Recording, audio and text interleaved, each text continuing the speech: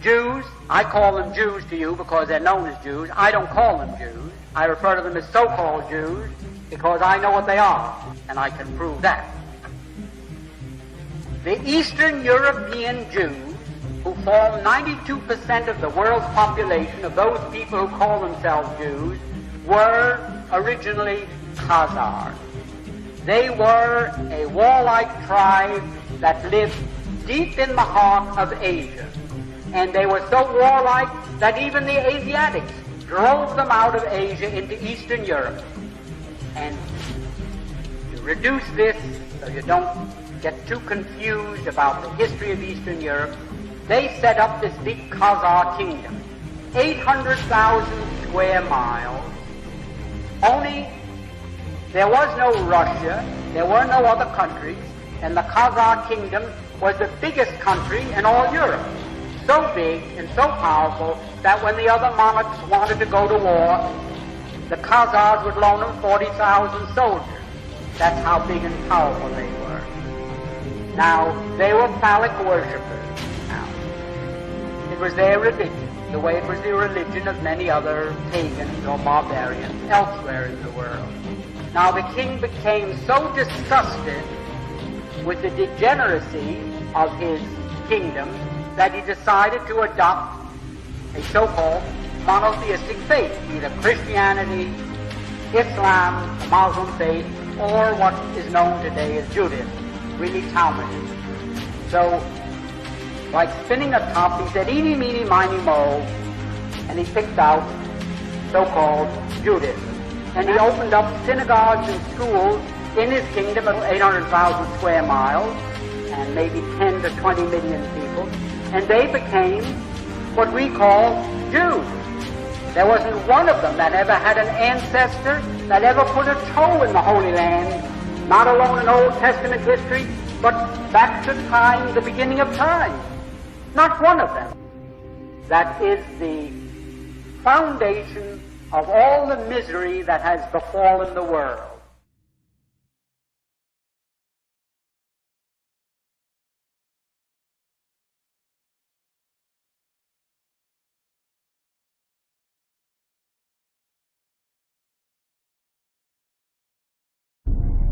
The whole thing, the whole Greater Israel plan, it operates on two essential things. It's to survive, Israel must become the imperial regional power, and it must affect the division of the entire area around it into smaller states.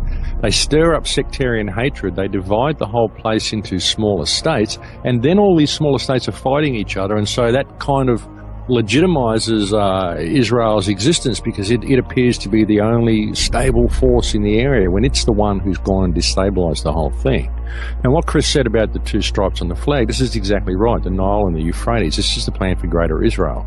And it includes Syria, it includes Jordan, it includes the top of Saudi Arabia, half of Iraq, parts of Lebanon.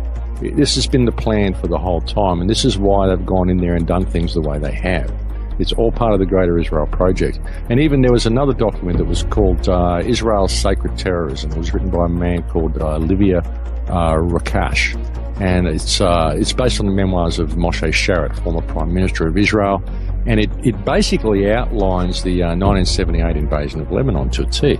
It's exactly what they did, and it's kind of a smaller, condensed version of this Yinon plan.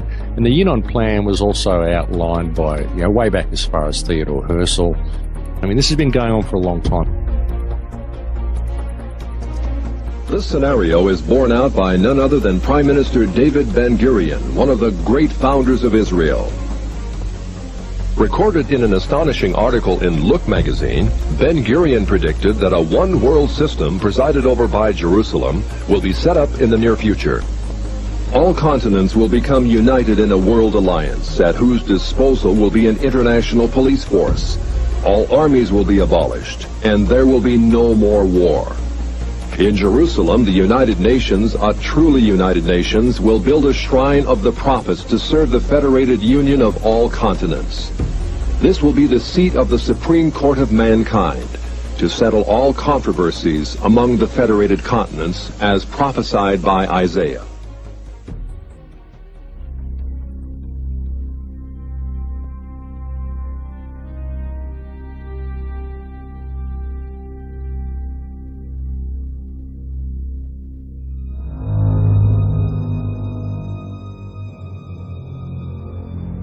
what we're dealing with here, like when you look at the whole Khazar Empire, that's who these people are. They're Khazars, and they've basically hijacked everything. They've infiltrated into Christianity, they've infiltrated into Judaism, they've probably even infiltrated into Islam.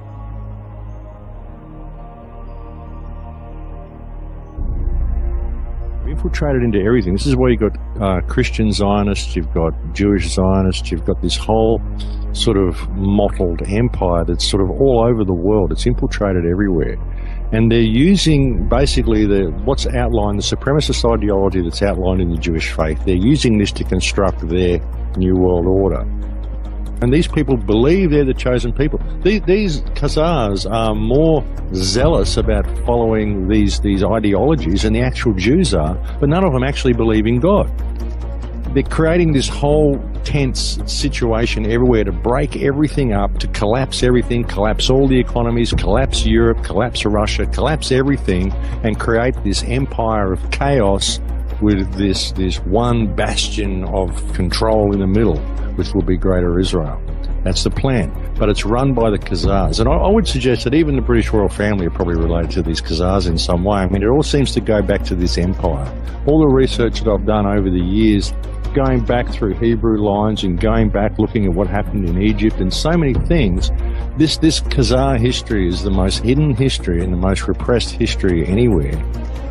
You know, it's all about merging all of the races on the planet together. This is why we've got such an infiltration of foreign races into Europe at the moment, which is all being run by Jewish advisors to all of these countries. You know? And it's weird. You say to stuff, oh, you're blaming the Jews for everything, you're anti-Semitic. Well, hang on, I'm just looking at the situation, and you look and you go, well, these people, they just happen to all be Jews. Is this a coincidence? And then you look at the Greater Israel plan, and you look at the whole doctrine of the Jews as God's chosen and the Goyim, and you say, well, here it all is.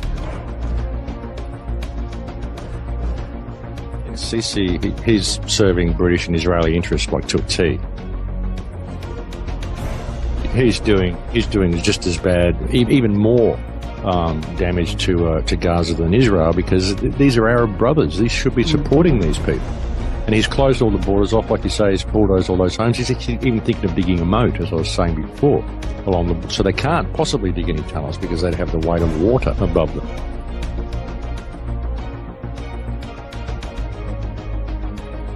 There's no way they'll be able to do any smugglers' tunnels. Like I said, they're turning Gaza into a super maximum prison. It's being done right in front of the rest of the world. So Sisi is absolutely serving their interests. But I mean, Bashar Assad, I don't think he was installed. I think he was kind of a reluctant leader. He came to power and didn't really want to have the position that he's got. And his country has been devastated because he wouldn't bow to the Zionist control system.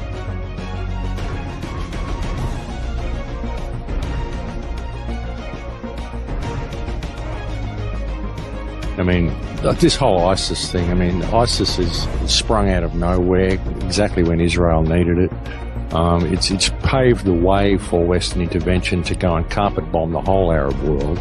So, who's controlling this? They're saying they're Muslim extremists. They're not Muslim extremists at all.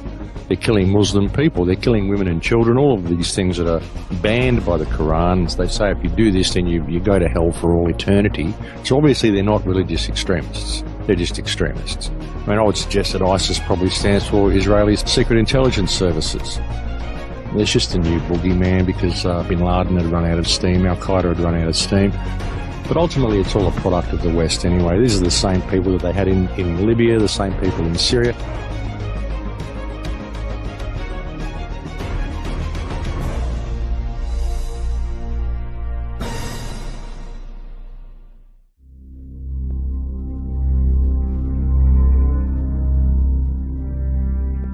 Follow the leads, put the troops in, and play this. Look, ISIS got started through funding from our friends and allies.